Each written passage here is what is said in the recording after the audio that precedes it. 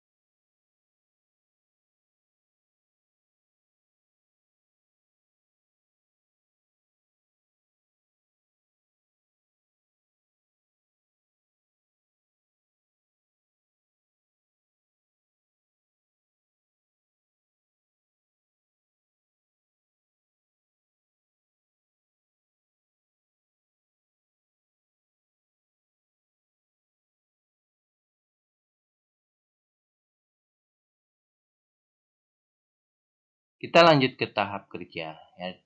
Dekatkan alat-alat yang kita sudah siapkan, obat ya. Kemudian pasang sarung tangan, ya, identifikasi pasien berdasarkan kartu obat ya dengan meminta pasien untuk menyebutkan namanya. Kita cocokkan juga dengan gelang identitas. Selain nama, tanggal lahirnya kita minta pasien untuk menyebutkan dan dicocokkan dengan gelang identitas yang ada di tangan pasien. Kita lanjut ke tahap kerja berikutnya ya. Kita lakukan identifikasi pada catatan medis ya. Nah, ini bertujuan untuk menghindarkan kita salah melakukan pemberian terapi tetesan infus. Jadi kita lihat apakah sinus mana yang akan kita berikan obat, kanan atau kiri. Kemudian kita inspeksi kondisi dari sinus, ya kita lakukan palpasi baik sinus kanan maupun kiri, ya apakah ada rasa nyeri tekan pada kedua sinus tersebut. Kemudian kita jelaskan prosedur tentang pengaturan posisi. Posisi pasien harus tengadah, kemudian ditahan 5-10 menit ya. Kemudian kita jelaskan juga reaksi yang akan timbul selama pemberian obat tetes hidung ini. Pasien kemungkinan bisa tersedak pada saat obat diteteskan, kemudian kemungkinan ada rasa terbakar, kita harus jelaskan. Kemudian instruksikan pasien untuk menghembuskan udara ya, kecuali ada kontraindikasi misalnya ada perdarahan dalam hidung.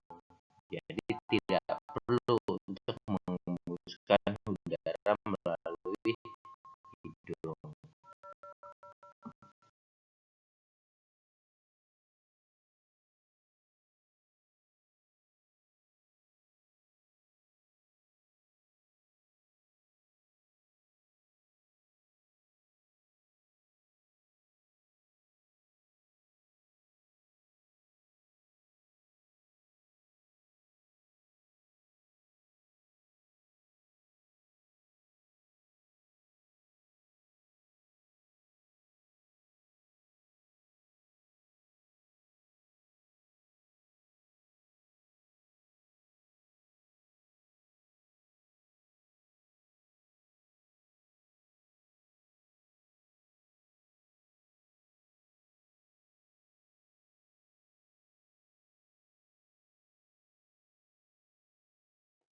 Selanjutnya, kita berikan tetesan obat setiap lubang hidung ya, sesuai indikasi. Kemudian kita anjurkan pasien untuk bernafas melalui mulut pada saat obat kita teteskan. Pegang alat tetes 1 cm di atas nasal dan masukkan sejumlah tetesan sesuai dengan indikasi atau dosis yang ada di instruksi obat. Kemudian minta pasien tidur terlentang selama 5-10 menit. Tawarkan tisu wajah untuk mengeringkan hidung yang berair. Apabila pasien anak-anak tentunya kita harus mengeringkan ya, membantu mengeringkan hidung yang berair tersebut. Kemudian instruksikan kepada pasien untuk tidak menghembuskan nafas dari hidung selama beberapa menit. Apabila obat bukan berbentuk tetes hidung tetapi berbentuk semprotan hidung, kita juga harus melakukan pengaturan posisi ya, tidur terlentang, atur posisi kepala yang tepat, tengadah ya, pegang ujung wadah tepat di bawah lubang hidung, kemudian instruksikan pasien untuk menarik nafas ya, inspirasi ketika semprotan masuk ke dalam saluran hidung. Jadi pada saat kita semprotkan, pasien diminta untuk menarik nafas.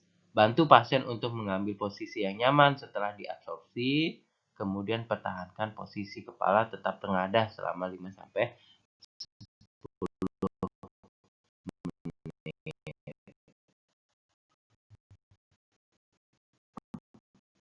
Nah, setelah kita selesai melakukan pemberian terapi obat, baik berbentuk tetesan maupun berbentuk spray atau semprotan, kita lanjutkan dengan melepaskan sarung tangan, kemudian kita kembalikan kartu obat dan instruksi obat, kemudian kita cek kembali apakah sudah kita lakukan dokumentasi, kita tanda tangani, kemudian kembalikan kartu obat ke tempat semula untuk persiapan pemberian obat berikutnya. Kemudian bereskan alat-alat ya, kembalikan peralatan dan ke tempat semula tentunya tetap kita jaga kerapihan ya alat-alat tersebut. Kita lanjutkan ke tahap terminasi, ya kita evaluasi perasaan pasien. Bagaimana perasaan pasien setelah kita pemberian obat, tetes, hidung maupun spray tadi. Kemudian kita simpulkan hasil kegiatan yang kita lakukan, kemudian lakukan kontrak selanjutnya, apakah kita ada tindakan berhubungan dengan pasien atau tidak, kemudian kita berikan salam ya, kita ucapkan salam, kemudian cuci tangan sesuai dengan standar. Nah, sikap kita selama melakukan intervensi atau tindakan pemberian obat atau tetesan tadi ya, kita haruslah selalu berhati-hati dan teliti. Kemudian tidak tergesa-gesa dalam memberikan terapi.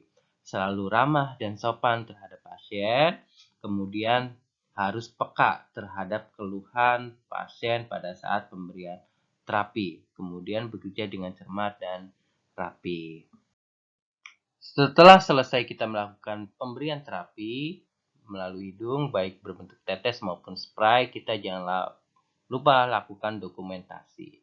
Ya, catat nama obat, konsentrasi, jumlah tetesan, waktu dan tempat pemberian obat, apakah hidung kanan atau hidung kiri. Ya. Kemudian catat setiap obat yang telah diberikan dan respon pasiennya bagaimana selama kita melakukan pemberian terapi tersebut. Kemudian jangan sampai lupa paraf yang melakukan pemberian terapi. Jangan sampai orang lain yang melakukan, kita yang melakukan paraf di terapi tersebut. Demikian prosedur pemberian obat melalui hidung, baik yang berbentuk tetes ataupun spray. Mudah-mudahan bermanfaat. Assalamualaikum warahmatullahi wabarakatuh.